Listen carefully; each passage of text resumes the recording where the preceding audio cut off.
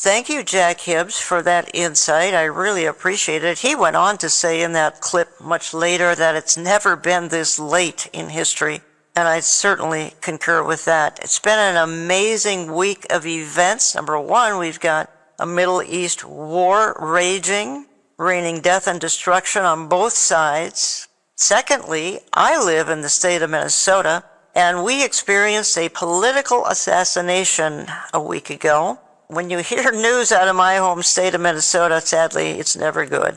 Didn't used to be this way. Number three, we've got riots and demonstrations that are tearing up cities. In other words, we've got a lot of rampant lawlessness going on, and we've got actually many weeks of long, hot summer left. So Israel launched Operation Rising Lion, that comes right out of the book of Numbers, over a week ago, and faced with this existential threat from the Islamic Republic of Iran, Israel, quite frankly, acted in self-defense. Prime Minister Netanyahu stated, quote, 80 years ago, the Jewish people were the victims of a Holocaust perpetrated by the Nazi regime. Today, the Jewish state refuses to be a victim of a nuclear Holocaust perpetrated by the Iranian regime. Now, I saw a great article, like Prophecy News Watch, and it talks about how Israel's Mossad pulled off a masterstroke inside Iran. I can certainly read a paragraph, and they say this: the mission, known internally as Operation Rising Lion, involved months of meticulous planning, pre-positioning of lethal resources inside Iran itself. Unlike previous strikes launched from the outside, this operation marked a dramatic evolution in Israel's approach, infiltrating Iran's heartland with secret drones and smuggled precision-guided missiles to strike critical nuclear military sites with unprecedented effectiveness. The outcome was devastating. Iran's air defenses crippled, nuclear enrichment facilities seriously crippled, and some of the regime's highest-ranking commanders wiped out in one fell swoop. Mossad's covert agents began their infiltration months ago, secretly planning explosive drones and weapons inside of Iran. These were not mere acts of sabotage, but carefully orchestrated placements to enable surgical strikes from within. Well, all of that probably only Israel could do. Psalm 121, he who keeps Israel neither slumbers nor sleeps. My guest for this segment, Pastor Brandon Holthouse, leads Rock Harbor Church in Bakersfield, California. You hear him frequently on this programming, and he's been to my conference activity in the Twin Cities on multiple occasions. Brandon, welcome back. Jan, thanks for having me. You know, after that introduction, and I'm heading back to Israel in just a minute, but let me start with the unrest in our major hundreds of cities. And I heard you, this would have been maybe a week to 10 days ago, you believe they are trying to stoke a civil war via these demonstrations. Talk to me. So what we have found out, just doing some investigation on these riots, they're not grassroots. Yes, there's a lot of people who are involved in it that we would call useful idiots, and that's not a derogatory term. It's just they don't know they're being used. And what we understand now, that there's a lot of big money, billionaires involved in this, funding the thing. And they're funding it through front groups like the Coalition of Humane Immigration Rights of Los Angeles. SEIU is involved, and then we find out the heiress of Walmart is funding some of this, and another individual by the name of Neville Roy Singham. He's a socialist supporter of Maoism, according to the New York Times of all places, right? He's a billionaire, and he has made his billions by pushing Chinese propaganda worldwide. So he has financed the People's Forum, given it about $20 million. All three Singham finance organizations are heavily involved in the Columbia protests at University of Columbia with the pro-Palestinian, pro-Hamas, anti-Semitic rally. So what we start finding out is these organizations are actually funding it. When what we were able to pull up is we saw trucks pulling up to where the rioters were and handing out masks. And these masks are about $60 a pop.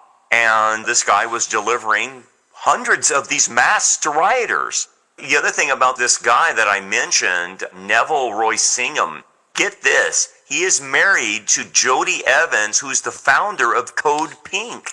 And so it's not me just mentioning this. There's a lot of other talking heads that are also saying, wait a second, this is not a grassroots movement. It's well-funded, well-coordinated by communists that are trying to undermine America, trying to undermine Israel. They hate Israel.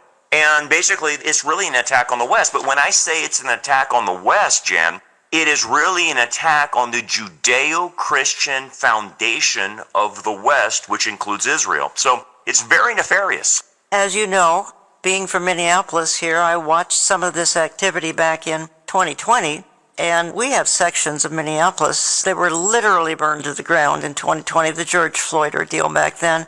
Will never recover because of that kind of lawlessness. But there, I just think I said the key word, and that is the biblically referenced lawlessness. And when you abandon God, why not turn to violence, lawlessness, and wickedness? Absolutely. And I think it's the signs of the times. And Yeah. if we're good Bible prophecy students, this is a sign of the days of Noah. I mentioned something in my discussion a while back about psychopathic behavior. 3 to 4% of your population in any given country will be psychopaths. But the problem is with social media and the media is that psychopathic behavior is becoming normalized in our society to where, like you mentioned, the Minnesota representatives that were assassinated, and we're seeing like people burn down buildings, burn down cars. That's psychopathic behavior. I'm not saying they're psychopathic. I'm just saying they think that's the way to react. Like, for instance, psychopathic's behavior is all about power, and at the end of the game, killing is an option for them. We hear that from like the Ayatollahs in Iran. They want to wash the world in blood. Well, that's psychopathic. And so when we see people who want to kill Trump, and I played a whole list of things on one of my prophecy updates of people saying, yeah, it's time to kill Trump. Wait a second. That's psychopathic. We're in a civilized world and we don't kill our political opponents. We're now normalizing that killing is an option. Yeah. That's psychopathic, but it's also the days of Noah. We're seeing that worldwide. But it's leading to the man of lawlessness and his kingdom, which will be empowered with lying signs and wonders. But again, people will accept his lawlessness because he's a supernatural being. They might not see the fact that he's supernatural, but he will be empowered by Satan. Absolutely. And that's interesting that you're bringing it up about the man of lawlessness, the Antichrist. What that means is that he achieves his position in a lawless way. This is going to sound bizarre, but even in Nazi Germany, Hitler was elected by the German people.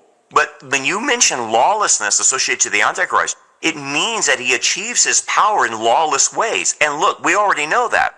Lawless ways means I steal, kill, and destroy, which sounds reminiscent of the person behind the man of lawlessness, which is Satan. And that's the idea that we're seeing is things are becoming Luciferian, satanic, and that becomes options for people. So you're definitely seeing the spirit of Antichrist run through all of the global institutions, whether that's the UN, whether that's education, whether that's media. Lawlessness is now the main player in people trying to achieve their ends. So for many people, it's the ends justifies the means. Check out Pastor Brandon Holthouse's prophecy updates. You can learn more at rockharborchurch.net or tipofthespearministry.com. Brandon, I want to transition just a little bit here and play a little clip here. I want Amir Sarfati to introduce this next segment of our programming, which this terrible war going on in Israel. And this is not just a skirmish. This is not just a 1 or 2 day ordeal. So, unbelievable things are happening. It's biblical proportion. We are amazed that within 72 hours, the Israeli Air Force and the Mossad on the ground, the Israeli Air Force in the air, the Mossad on the ground, we brought Iran to its knees. And it's not going to be too long from now that Iran is either going to say, okay, let's stop and talk, or America is going to say to Iran, if you don't stop and talk, you're going to be completely gone. And we're about to see that now. Now, if you're asking me, is Israel going to stop or not going to stop? We didn't start something like that just to stop right when we can actually finish the job. No, we're not going to stop. You don't let the monster stay alive and start plotting against you. That's why Hamas has to be gone, and that's why the nuclear program and the missile programs of the Ayatollahs that are solely against Israel. It's all about annihilating Israel. Those two programs have to be dismantled. As far as we're concerned, if those two programs are gone and that imminent threat is gone, we're okay. God is with us. Nikki Rassi, God is with us.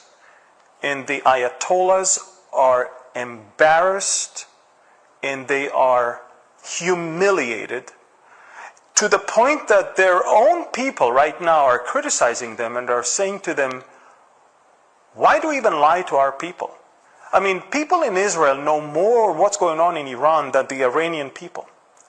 They sell them some fairy tales that they shut down some Israeli planes, they took captive some Israeli pilots, they show them AI-generated photos. They just load of crap on their sites and on their channels just because they don't know how to handle all of that. It's unbelievable. Brandon Holthaus, I think what I've taken away, we've only been talking, you and I, less than 15 minutes, and I think it would be safe to say that what we're observing, at least in Israel at this point, is divinely orchestrated. Some of these things are miraculous. Amir highlighted that. Things that are happening are of biblical proportion. Give me your perspective. I think God's hand is in all of this because military analysts are looking at Israel's attack on Iran as the most devastating attack in military history. I think there's some divine hand in that, obviously, because every time you look at Israel, how they fight, whether it's the Six-Day War, Yom Kippur, or 1948, it's always a miraculous thing of how they achieved victory. This is reshaping the Middle East, and even Netanyahu has said that. But when you start going after Hamas and decimate them, decimate Hezbollah, and now they're going after the Houthis, and now Iran, which is the head of the snake, you are reshaping the Middle East. Now, what are we supposed to take about that? Hey, they needed to attack Iran. Iran was going to go nuclear. That's a threat not only to Israel, but that's a threat to the West. And we're dealing with the Ayatollahs. These guys mean business. When they say we want to destroy Israel and United States, that's what they mean. And so Israel had to do this. Now, here's the thing. Two things have developed out of this. It reshapes the Middle East, but it reshapes for retaliation and to where the stage gets set for that retaliation of one of the hooks in Gog's mouth of God bringing this Gog of Magog invasion of Russia, Iran, Turkey to eventually attack Iran. And so, yes, this needed to happen, but it also sets the table for Gog of Magog, no doubt about that. The other thing in regards to Gog of Magog, the young lions of Tarshish that are non-interventionist, the recent things I've been hearing in conservative arenas from the Tucker Carlson types is, we don't need to be involved in the Middle East. Israel didn't have any right to go and attack Iran. We need to not intervene at all in what Israel is doing. And I'm hearing those words and I'm like, is that also setting the stage for the young lions of Tarshish not to get involved in invasion that happens predicted by Ezekiel? It seems like the table's getting set. I'm so glad you raised those things, Brandon. The prophetic chess pieces are moving all over the chessboard right now, but this is not Ezekiel 38:39. It's setting the stage for sure, but this is not the battle, obviously. Right. There's a lot of things that have to get set, but no doubt the players are already set, Jan. The alliance between Russia and Iran. Russia funds their missiles. It gives them weapons. And honestly, it's Russia that gives them the ability to be who they are. But when you take out their military installations, their nuclear program, they're going to call for Russia to help them. And then obviously they're allies with Turkey as well. And here's the commonality. None of them like Israel. Whether you're talking about Erdogan or Putin, they don't like Israel. And so these chess pieces that are put in place, you think about it, Jim. Ezekiel made this prophecy 2,500 years ago. And here we are in a front row seat watching the players get in place. In one sense, I'm not taking delight in it, but I'm also encouraged the fact that God is proving He's true to his word. Thank you for saying that. And by the way, Israel is doing the entire world a favor if she's knocking out Iranian nuclear capability. One more comment, and that's Daniel Cohen from Real Life Network. How did we reach this historic moment? The Islamic Republic of Iran's desire to wipe Israel off the map. It isn't a bug in the system, it's a feature. Let me explain. Since the 1979 Islamic Revolution, Iran's leaders have systematically vowed to accomplish this one genocidal goal. Ayatollah Khomeini called Israel a cancerous tumor and severed all ties. His successor, Ayatollah Khamenei, outlined a 9-point plan for Israel's elimination, declaring Israel won't exist in 25 years. Iran is 1,100 miles from Israel. The two nations don't share a border. Israel has never threatened Iran or the Iranian people. Yet killing what they call the little Satan, Israel, and later the big Satan, America, became their religious obsession. Here's the supreme leader saying the ultimate goal is the destruction of the United States in the name of Islam. The situation between America and Iran is this. When you chant death to America, it's not just a slogan, it's a policy. So, Brandon, we're the big Satan. Israel's the little Satan. Right. And that's what I hope everyone understands from this. When you are dealing with psychopaths like the Ayatollah, and the Shiite religion wants to bring in the Mahdi, which really looks like our Antichrist, right? Yep. I'm not saying the Antichrist is a Muslim. I'm not saying that. But they're wanting to bathe the world in blood to usher in their Islamic end times. This is not people that you can sit down and have tea and negotiate with because they want to kill themselves too. They get their 70 virgins if they kill themselves. This is not mutually assured destruction. So I hope people understand. People will question, why is Israel doing this? Why don't they try to have peace? They've been trying to have peace with Iran, but these people want to kill every Jew on the planet. And it's like they only know one thing then, power. It's strength through power in the Middle East. And that's the only thing the Ayatollahs respect. So people have to have a grasp of what is Israel dealing with. These are not people you can sit down and negotiate with. They want to kill you. So I'm picking a sentence or two off of your website. I'm quoting you. The signs are clear, as in the days of Noah and Lot. Our culture is being handed over to depravity. But what should the church do in the face of growing darkness? Now, you don't answer that question, but I want to ask you that right now. What should the church do in light of we've had in my hometown an assassination attempt, which is nothing new in the 21st century. We've had our president twice. They've tried to take him out. But we've got this growing darkness, and I see that the church is playing a rather passive role. That's an understatement. You are a pastor. What do you think the church should do?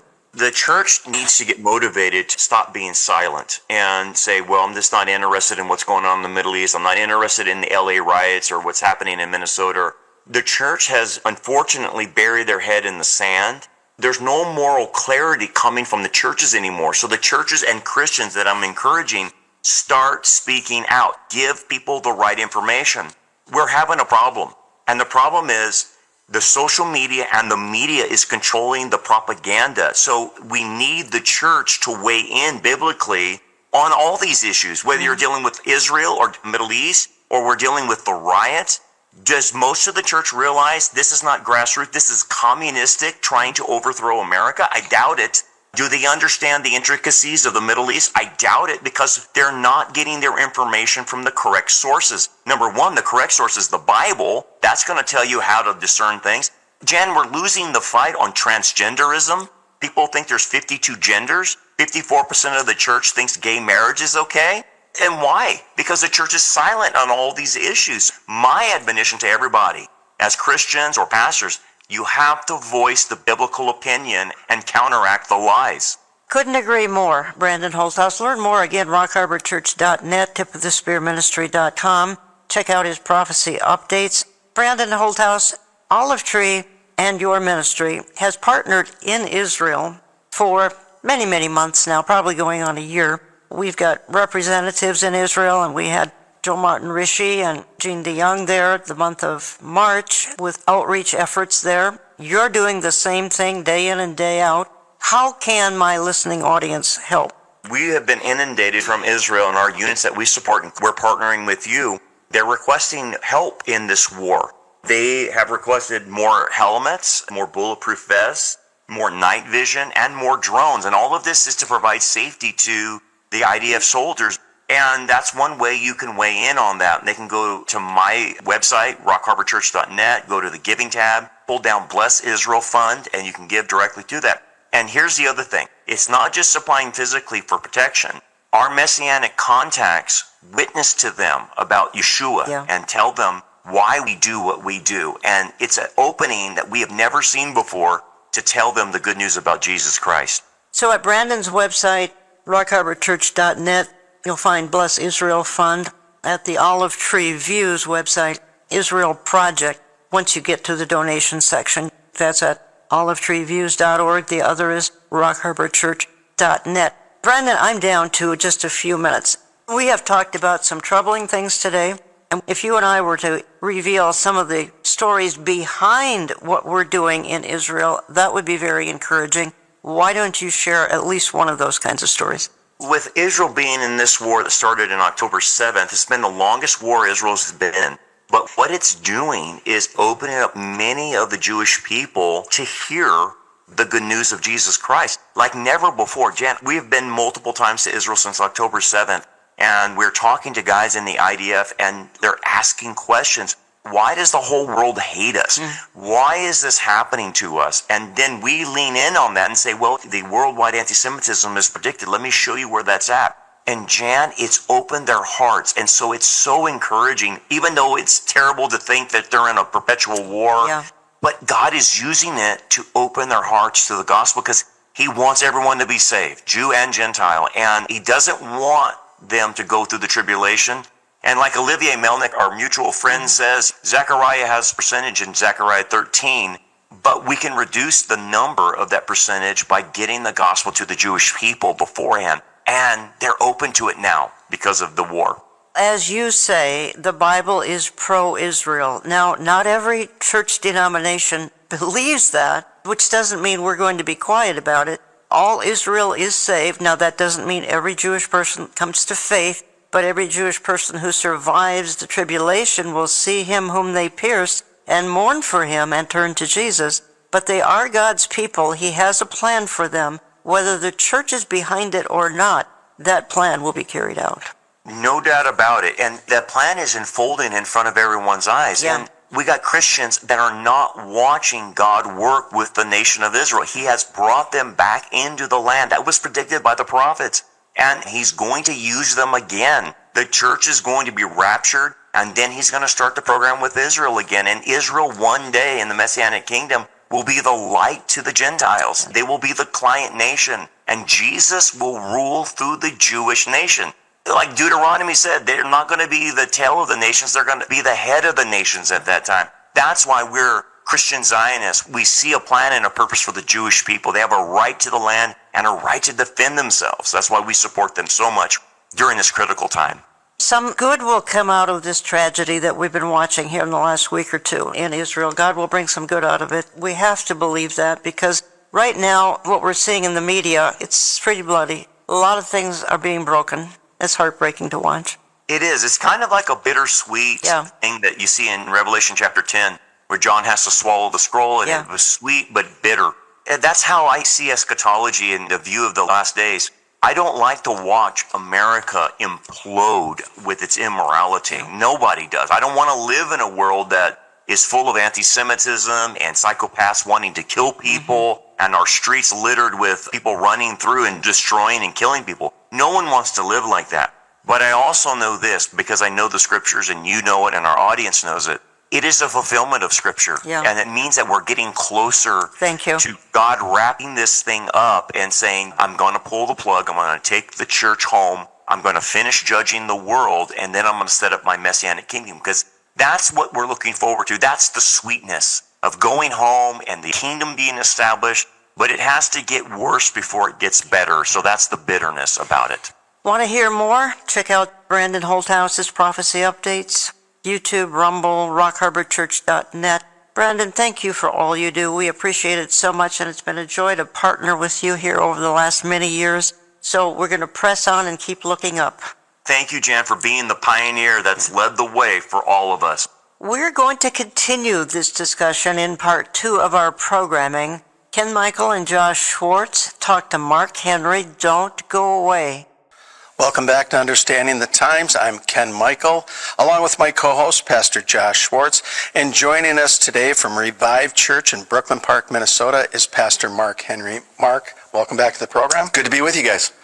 So we know things are unfolding rapidly, almost by the minute in Israel right now. At the time of this recording, Tehran and most of Iran, most of their nuclear sites are being bombarded right now. The question is, should America get involved? But first off, what should Israel do to combat this threat? Well, Israel's got to finish the job. You know, they're dismantling, of course, the leadership, the nuclear sites. All of these things need to be dismantled, and I think many Americans today have lost the significance of how important nuclear weapons are to keep the bad guys at bay. I mean, World War II ended because we dropped 2 nuclear bombs, atom bombs, on Hiroshima, and as a result of that, it ended the war. I mean, millions would have died. And this is the reality. If you have a state that has that in their ambition, and it's not a slogan, it is state policy to destroy America and destroy Israel. This has to be neutralized. And that's the reason they got to go all the way. This just can't be like you do in Vietnam or you do in the Korean War. America needs to go back. Israel needs to make sure they finish the job. Americans need to stand up and say, this has got to be a finished job. Unconditional surrender, everything dismantled. Yeah. And it's like David Tall says. David always says we live in a beautiful country just in a really bad neighborhood. Their neighbors hate them. And so this is the chance for them to cut off the head of the snake, Iran, and bring at least a bit more peace and stability into their region so that they are not constantly being bombarded by rockets and missiles and other types of terrorist attacks. Now, Mark and Ken, the question is this. Now, what does the USA do? As the greatest ally to the Israeli people, what do we do? Yeah, do we go into war? Because social media is just blowing up, and people are saying, conservatives are saying, hey, Trump's going to lose his base if America gets involved in this. We don't need and shouldn't be involved in this war. What are your thoughts, Mark? I think we need to push it all the way and say, look, we are not going to stop in any way. We're going to help Israel finish this job. We need an unconditional surrender there. They need to dismantle, again, all of that nuclear stuff. It needs to be like literally gone through with a fine-tooth comb so that they cannot rebuild. We can't have this situation. And since World War II, America has never played to win. We always play these little games. It's too many lawyers involved in the decisions. When you go to war, when there's a bad guy, you got to finish the job. And so we need to finish the job. And not only that, this is really important, guys. Ezekiel 38 says that Israel's going to be in a state of peace with their neighbors before that war happens. And if Iran is there, and again, we play this like, oh, okay, we've hurt them enough, and you let them rebuild. The Houthis are going to be back. Hamas is going to be back. That can't be. We just know from the biblical reality is God's described them at peace. And so I would suggest to you what's going to happen, whether it's America, Israel, a combination of the two of us and others, this thing's going to be cleaned up. There's going to be a state there that's going to be peaceful with Israel for a period of time. And I would suggest, I don't know about you, Josh, I would suggest to you that Babylon's going to be rebuilt. Revelation talks about there in the last days, a mystery Babylon, the religious element, but also the city of Babylon and all the trade and so forth. Wouldn't it be interesting, and I take it literal, I know many people say Babylon's Rome and so forth, but how do you take that, Josh? I would take it as a literal Babylon being rebuilt, and this paves the way for that rebuilding. It opens up the resources that the Middle East has to bring finances, more finances into the region, more trade into the region, more influence on the global scale. So it could really lead to this fulfillment of what we see ultimately destroyed in Revelation chapters 17, 18, and 19. Yeah. And when you start to think about that, America has done what with its enemies? Like you look back to our wars historically, whether it was Japan has this massive economy that the U.S. built after, unconditional surrender. And then Germany the same way after World War I and after World War II.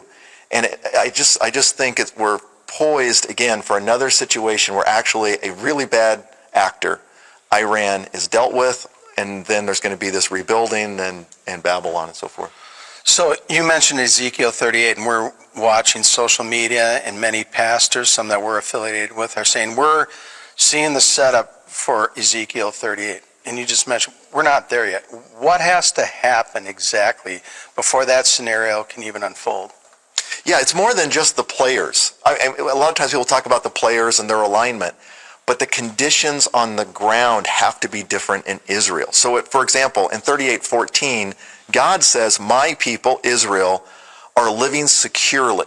They're living securely. It talks about them not having any bars. Unwalled villages. Unwalled villages. So they are going to be at a state of total peace. That can't happen with Iran and a bomb. So that's the reason I'm suggesting to you guys, if we are this close to this being fulfilled, this is going to be the end of Iran. This is going to be the rebuilding potentially of Babylon for later on fulfillment of Revelation. I think this is real setup. I think what has to happen is that America comes on the scene with Israel and says, listen, you got to have unconditional surrender. We're going to go through everything here. You institute what we did with Japan. You appoint a general like Douglas MacArthur, super high capacity guy. You put in a temporary government. You help them write a constitution, and then in 2 years you let them have an election. But this is important. People today have reactionary sort of feelings and emotions and say things. You have to have an end game. And that's what we had in World War II, and that's what we need again in America. Not just reaction, but not just getting involved in things, but how do we end this, and what does it look like in the end game? Yeah, and I think there's two questions that we have to deal with. Many people are at an absolute aversion to war because as Americans, we have seen these forever wars go on and on and on. So number one, us getting involved with Iran and Israel, will that turn into a forever war? And number two, with the rebuilding of the Iranian nation and people, what makes that different than anything else we've done? What about the Christians that are there in Iran? Guys, you have thoughts? Yeah, when I think about Afghanistan, for example, when we went there, there was no church there. If there were any Christians, they would have been in hiding and so forth. We've got somewhere between 300 and 500,000 Christians in Iran. And so, again, whether it's the Israelis leading this or the Americans leading this, someone needs to say, look, we're not just dismantling Iran, but there's a future. And this is a step forward. So you take the lead and help them.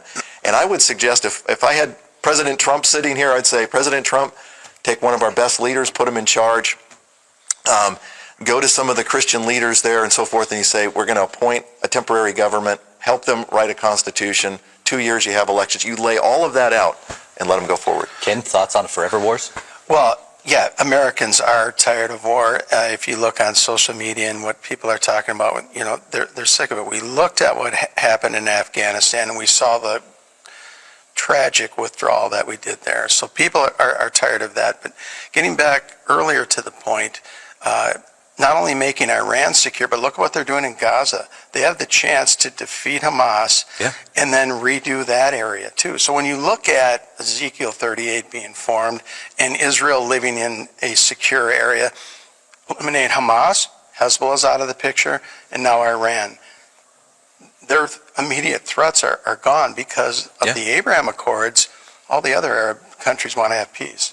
Yeah, and President Trump's trip over there just recently, that's one of the things he kept saying. You got to have normality. You got to have a peace with Israel. And they're like, okay, but we got Iran over here. Now Iran's being dealt with. Mm-hmm. And this is creating a whole new stage like we've never experienced in my lifetime. My whole lifetime, Iran has been threatening America, has been threatening Israel. And whether they're sending proxies or whether they're sending terrorists or we're going to get the bomb and we're going to deliver that, praise God, it's being dismantled. Yeah, and it's fascinating to me just to think through all of this. This has happened in less than a week. Israel's been planning for this for 15, 20, 25 years to deal with these things. They were extremely strategic in their attacks. They did not take out unnecessary things. They took out the generals. They took out the nuclear scientists. They took out the top brass. They took out the propaganda machine. And now everything else is falling into place. And if America joins with them and takes out the nuclear facilities, we, as we've been talking, have a very, very, very different Middle East. It's it's night and day different than what it was even 2 weeks, 2 months ago. And so things are changing at such a rapid pace that the scriptures are becoming clearer and clearer. It now makes sense to think, okay, there can be a time of peace before the Ezekiel 38 war.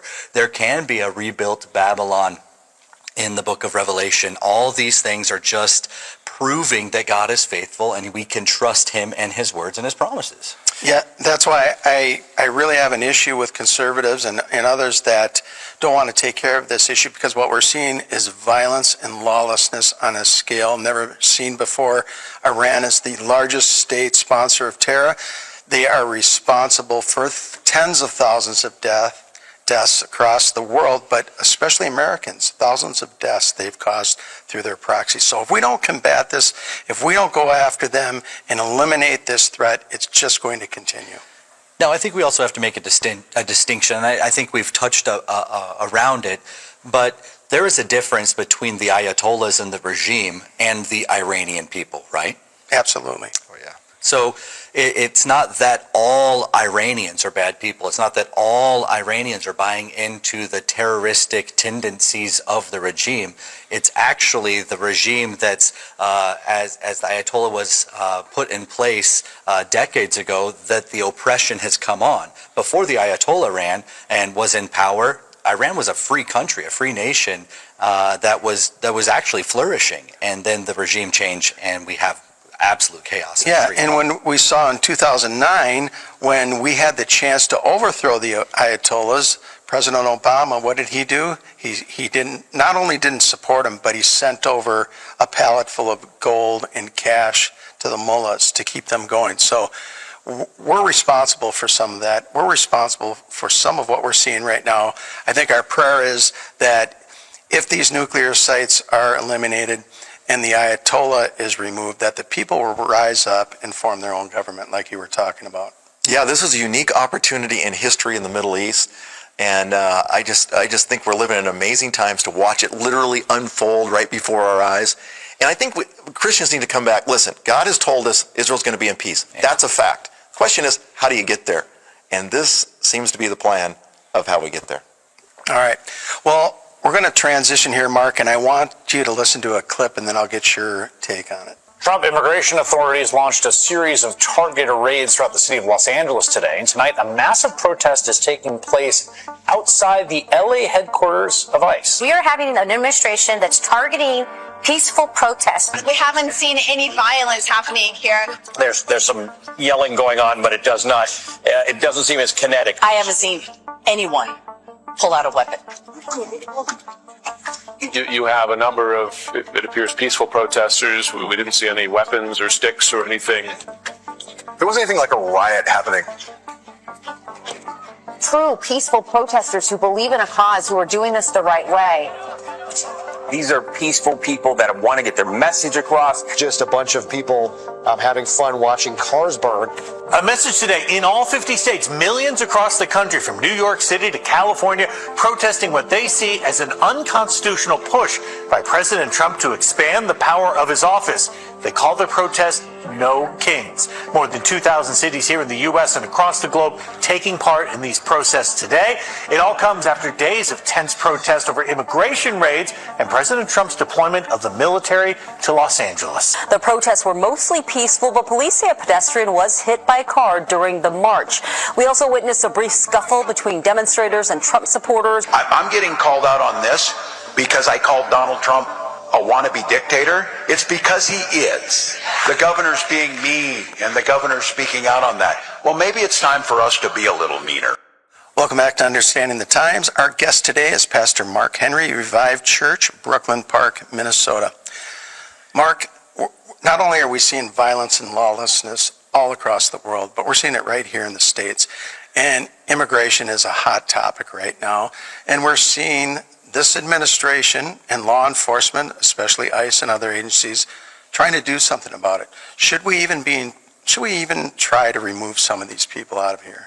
Absolutely. Think about, what is the purpose of government? God created government to create order, not chaos, to remove chaos and to protect its citizens. That's why God created human government.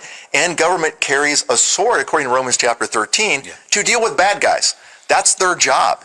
And so praise God we have not, as President Trump has been called, a dictator. No, we actually have someone trying to support the law, enforce the law. That's not a dictator. That means you're submitting to the laws of the land, and that's exactly what needs to take place. And quite honestly, for Christians, you need to read through the Old Testament. When Israel had porous borders and people came in, they marauded the people, they looted the people. That's been true all through history. That's why you need governments, you need boundaries. These things are really important. Praise God, we've got people working on it. Well, especially when we're seeing, they're targeting the violent criminals first and foremost. Yeah. I mean, if we don't get them out of here, I don't know how anyone can be against that. And it's unacceptable. It's unacceptable to attack federal agents, police officers, FBI. That is unacceptable. They need to be prosecuted to the highest level of the law. And our elected leaders are involved in it. And we're seeing elected leaders creating some of this violence and lawlessness. And that's treason, actually. Exactly. And if you look at state laws on treason and federal laws on treason, I think that the governor of California has stepped over the line. That's up for the legal teams, the federal legal teams to look at, but it is significant. Our governor here in Minnesota. Absolutely. Well, Ken, you had a long career in law enforcement, and what would you do when there was an illegal alien in the country? Would you deport them? Would you arrest them? Would you deal with the problem? They were arrested. ICE was called to the county jail, and they were picked up, processed, and if they were involved in crimes, they had a trial. They either went to jail or they were deported. Okay, so what constitutes an illegal alien? Someone that comes into the country that's not a citizen, that didn't go through the process of becoming a legal citizen. That's what you have to do to be a citizen in this country. And they did it for decades. My grandfather came over on the boat. He was at Ellis Island. He had to go through the process of becoming a citizen. But now we have the mindset that anyone can just come into the country at any time. They have all the same rights as an American citizen, and that is unconstitutional. I've traveled all around the world. I go to another country. I assume I have no rights. Why? I'm not a citizen of that country. Right, exactly. And I've looked at moving to some other countries to do missionary work and advance the cause of the gospel. One country, Switzerland, in order to go there, you have to have $5 million in assets. You have to be a doctor or a lawyer. You have to bring something to that society. And no one's attacking them. No one's saying they're horrible, evil dictators. Or you go around the rest of Europe or South America. Every country has laws about how you come in, how you exit, and if you're going to move there with the kind of assets that you have to have as an individual. America has been very gracious. This is insane. It's absolutely lawlessness. Exactly. We just got back from Australia and New Zealand. They knew exactly where we were, what we were doing, how long we were going to stay. And I talked to people over there that are citizens. Yeah, you want to become a citizen here? Just like you said, what are you going to bring to the table? You better have a business or something that you're going to bring to the table that's going to add to their society. Or you're not welcome. You can't get in. Exactly. I looked at going to New Zealand. Yeah, I'd love to go to Mexico and demand all my rights, free health care, free housing, all that, and that's what we're doing. Yeah. It's unheard of. I've never seen anything like that. Now imagine going to Mexico, burning a Federale car, and standing on top of it holding an American flag. How do you think that would go in Mexico? Right. Or England, or you name the country. Yeah. If you're not shot, you're deported immediately. There's going to be law and order that takes place there. Why can't we do that here? There needs to be law and order. We can't continue to make lawlessness the norm. We can't be importing people via airplane on the American taxpayer's dime and to integrate them into the nation to be citizens. That is illegal. That can't be taken out. No, not only it cannot be, it should not be allowed. And quite honestly, America, you need to rise to the occasion, assume responsibility as citizens. And if you're a follower of Jesus, we are the best citizens there are because the Bible commands us to honor those who are in authority, to lead by example, and not to allow evildoers to hurt other people. You know, one of the elements of the man code is real men protect others. And we've become so soft, so passive in this society. We don't even know who the bad guys are, who the good guys are, and all of the rhetoric. What I'm worried about, Josh, is all of the rhetoric, the younger generation with the dismantled families aren't able to see the dangers and the threats. America is in a very precarious situation, and Satan, who is the father of lies, is spreading lies and seducing our children. Well, we all expected literal all hell to break loose and riots and chaos to happen this past weekend because of the No Kings protest. So let's listen to this clip and then discuss what happened. They got their C's, chaos, confusion, corruption, and cronyism, and we got ours. The courts, the court of public opinion, the Congress, and the courage of this community. Because this community understands how to fight back. No one is going to save us but ourselves, but it takes courage. So my friends, rather than yield on bended knee, we stand up. We all care. We all act. We do it together in solidarity. So I want to end with a quote from the father of our last speakers, specifically Martin Luther King's final book. He wrote, "Where do we go from here? Chaos or community?" Well, Philly, you are the community to this president's chaos. And together, we build a future of opportunity and justice for all. Hope over fear, aspiration over anger, the promise of America for each and every American. That is what we are fighting for today. So, I say, the people united will never be divided. Well, you're listening to Understanding the Times Radio. Pastor Josh here with Ken Michael and Pastor Mark Henry. Now, question is this, guys. Is Trump truly trying to be an authoritarian king?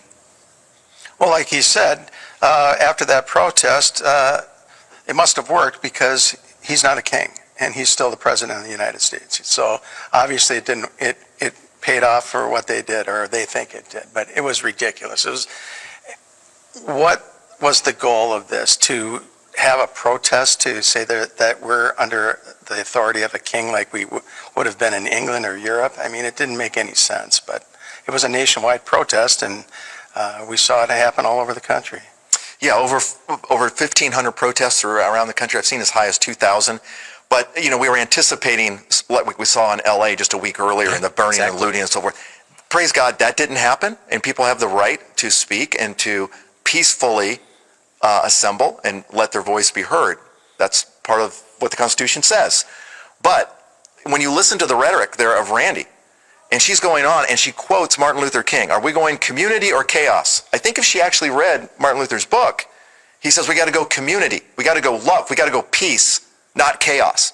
And then she says we are now the people of chaos, chaos, chaos, chaos for Trump. That is demonic. God is the author not of confusion, not of chaos. That's Satan. God is the author of order. Order in the family, order in government, order in the church, order in the world, order in the universe. That is a demonic statement. And what concerns me is that I know Christians that showed up and were there, and right on their webpage, Josh, it said, this is, No Kings is a day of defiance.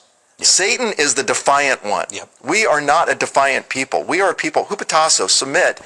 That concept is everywhere in the scripture of the Christian life. We submit to God. We submit to the authorities that God brings over us, whether moms and dads, government officials, law officers. We submit to law officers in an organized, godly scenario that has been established for us. And defiance is not, you don't need to get thousands of people and say we're going to be chaotic and we're going to defy. That is demonic. Yeah, and I think we all just need a reminder from civics class as to what America truly is. We are not a democracy, and we are not a monarchy.